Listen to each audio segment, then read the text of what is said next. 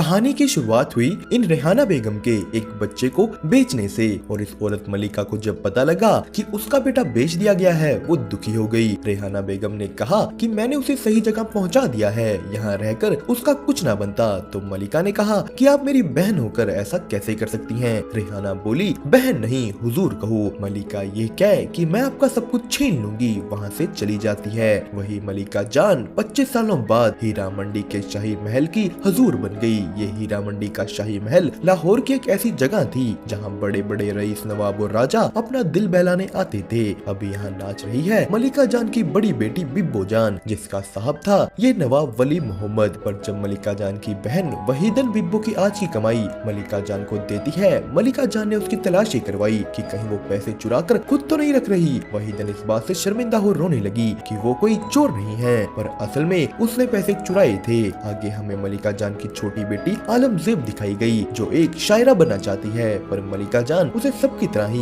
एक तवाइफ बनाना चाहती थी। वो उसे साफ कह देती है कि अगली बसंत पंचमी पर तुम्हारी नथ उतरवाई यानी पहले मुजरे का ऐलान कर दिया जाएगा। आलम इस बात से दुखी हो गई। बसंत पंचमी का दिन आया, पूरा शाही महल खुशियाँ मना रहा था। यहाँ एक और तवाइफ लज्जो आती है। आलम ने उसे और अपनी बहन बिब्बो को कहा कि हमें मुजरे वाली नहीं बनना। लज्जो उसे समझाती है कि आलम एक तवाइफ बनना हमारी किस्मत में लिखा हुआ है, हम इससे नहीं बच सकते। दूसरी तरफ एक नवाब का बेटा ताजदार बलोच लंदन से पढ़ाई पूरी कर लौट आया था। ताजदार की दादी उसे कहती है कि अब हमें तुम्हें हीरा मंडी भेजकर एक पूरा हिंदुस्तानी नवाब बना देना चाहिए, पर ताजदार अयाशी करने हीरा मंडी नहीं जाना चाहता, उसे वो जगह पसंद नहीं। ताजदार अपने पिता से मिला। 1920 के समय में सारे नवाब अंग्रेजों के गुलाम थे, जो चीज ताजदार को अच्छी नहीं लगती। तो इधर शाही महल में मलिका जान से मिलने एक ब्रिटिश ऑफिसर कार्टराइट आया। उसका अभी अभी यहाँ ट्रांसफर हुआ था, तो कार्टराइट चाहता है कि मलिका जान की एक लड़की उसके घर में हो रही पार्टी में नाचे।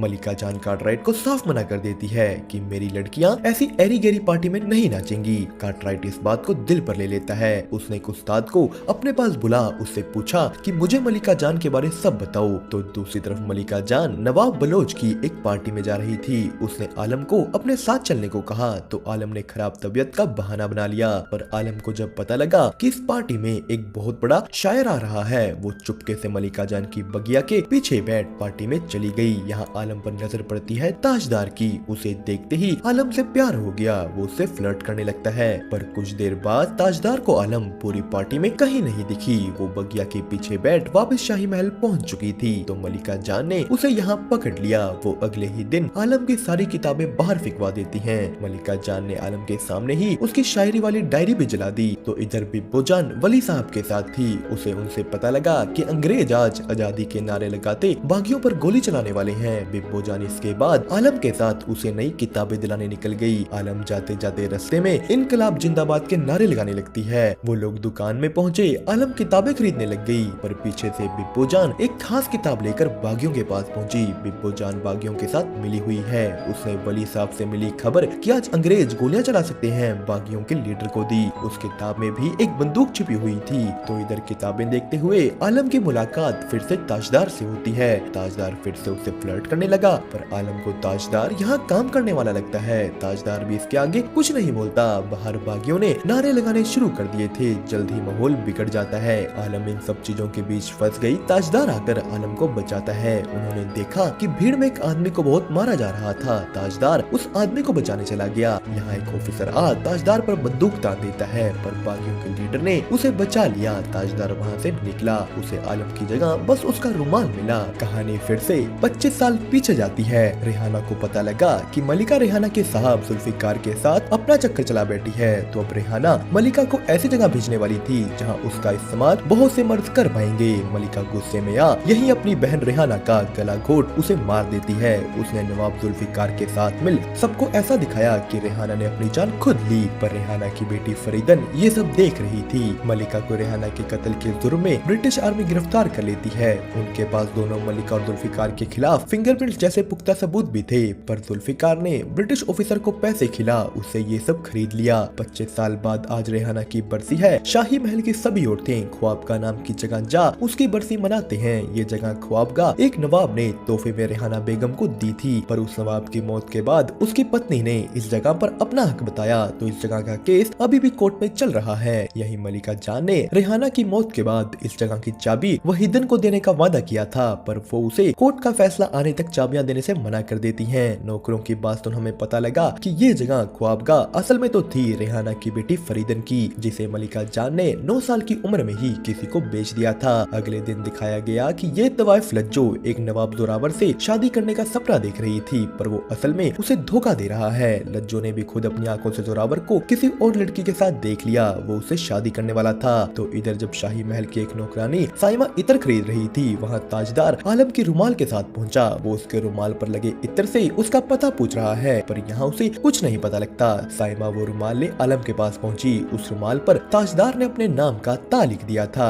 दूसरी तरफ उस नवाब जोरावर की शादी में महफिल लगाने शाही महल से खुद लज्जो जाती है। वो दिल टूटने की वजह से दोनों दुख और नशे में थी। उसने यहाँ तमाशा करना शुरू कर दिया। वो जोरावर को चिपक जाती है। इन सब चीजों से गुस्सा हो जोरावर ने उसे थप्पड़ मार डाला। वहाँ तभी मलिका जान आ जाती है। मलिका जान ने कहा कि लज्जो जब 6 साल की थी मैं तब से उसे पाल रही हूँ, तो उसकी गलती के लिए मैं माफी मांगती हूँ। पर मलिका चाहती थी कि अब जोरावर भी अपनी बदतमीजी के लिए माफी मांगे। जोरावर गुस्सा हो गया कि हम एक नवाब हैं, हम किसी तवाइफ से माफी नहीं मांगेंगे। यहाँ मलिका जान जोरावर के सामने ये सच लेकर आई कि जिस तवाइफ की तुम बेइज्जती कर रहे हो, तुम भी उसी तवाइफ के खून हो। 26 साल पहले मलिका के जिस बेटे को बेचा गया था वो और कोई नहीं, यही नवाब जोरावर है। मलिका जान और लज्जो यहाँ से निकल गए, पर रास्ते में जाते जाते ही लज्जो की मौत हो गई। लज्जो का अंतिम संस्कार किया गया। तो इसी वक्त में यहाँ आती है फरीदन। वो बिल्कुल रेहाना बेगम की तरह दिखती थी। फरीदन ने आते ही अपनी माँ की अंगूठी मलिका जान की उंगली से निकाल ली।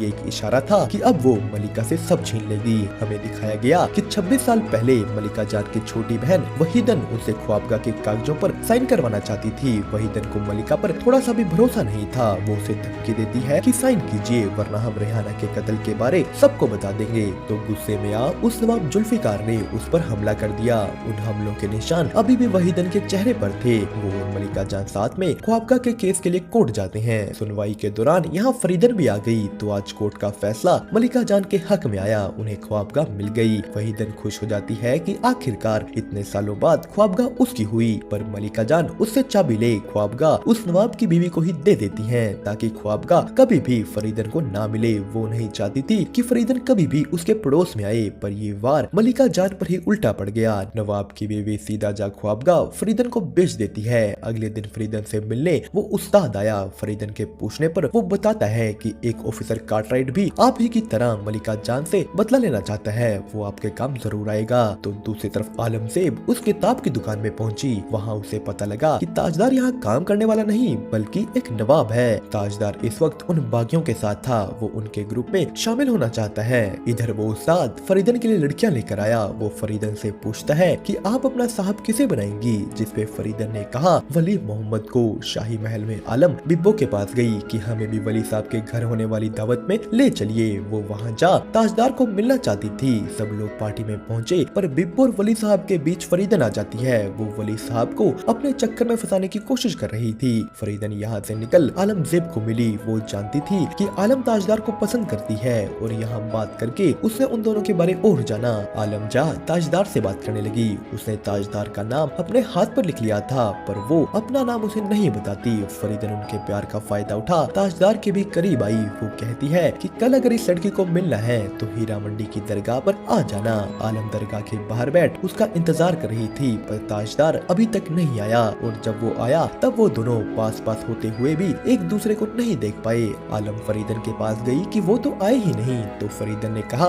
कि वो तो वही हैं, बस तुम्हें ही नहीं दिखे। आलम ताजदार को नहीं मिल पाती। अगले दिन फरीदन तैयार हो कार्टराइट के पास गई। वो कार्टराइट को उसकी अम्मी रेहाना का केस दोबारा खोलने को कहती है, पर कार्टराइट ने कहा ये नहीं हो सकता। तो फरीदन ने ड्रामा कर उसे अपने जाल में फंसा लिया। वो राजी हो जाता है। इस बात की खबर मिलते ही नवाब जुल्फिकार मलिका जान के पास पहुंचा। वो पूछता है कि वो फाइल जिसमें हमारे खिलाफ सारे सबूत थे वो तुमने संभाल रखी है ना। मलिका जान को उस फाइल के बारे कुछ याद नहीं। जुल्फिकार मलिका जान को धमकी देता है कि जल्द से उस फाइल को ढूंढो और तबाह करो, और अगर ऐसा ना हुआ तो मैं तुम्हें खुद मार डालूंगा। मलिका जान ने वहीदन को बुलाया कि हमने तुम्हें एक फाइल दी थी, वो कहाँ है। तो वहीदन ने कहा कि हमने तो उसे उसी वक्त जला दिया था। वो यहाँ सच नहीं बोल रही। ये फाइल की खबर ख्वाबगाह भी पहुँची। फरीदन उस्ताद को कहती है कि पहले जाकर हमारी नथ उतरवाई का न्योता सभी नवाबों को दे आओ। पर ये खबर जैसे ही मलिका जान को पता लगी उन्होंने हीरा मंडी की हेड को कहा कि नथ उतरवाई सिर्फ कुंवारी लड़कियों की होती है और फरीदन कुंवारी नहीं, इसे हमने 9 साल की उम्र में ही बेच दिया था। फरीदन इस बात से गुस्सा हो गई। वो कहती है कि नथ उतरवाई तो हमारी होकर रहेगी, जिसे जो करना है कर लो। हीरा मंडी की हेड ने भी इस चीज की इजाजत दे दी तो मलिका जान ने बिब्बो जान के आखिरी मुजरे का ऐलान कर दिया, क्योंकि हीरा मंडी का एक रिवाज था कि हर नवाब एक बड़ी तवायफ को आखिरी सलाम देने जरूर आता है। जैसे ये बात इस उस्ताद को पता लगी वो हक्का बक्का रह गया। उनकी गली के सामने बहुत से बड़े नवाब तो आए पर सभी बिब्बो जान को आखिरी सलाम देने जा रहे थे। फरीदन भी ये बात जान टूट गई तो शाही महल में बिब्बो जान भी दुखी है, क्योंकि अब वो कभी भी वली साहब से नहीं मिल पाएगी। इधर मलिका जान फरीदन को छेड़ने ख्वाब का पहुंच जाती है। उन दोनों के बीच अब जंग होगी। दोस्तों इस पार्ट के लिए इतना ही। आगे की कहानी आपको देखने को मिलेगी नेक्स्ट पार्ट में। तब तक के लिए हमारे साथ बने रहें। वीडियो पसंद आई हो तो वीडियो को लाइक और चैनल को सब्सक्राइब करना मत भूलिएगा।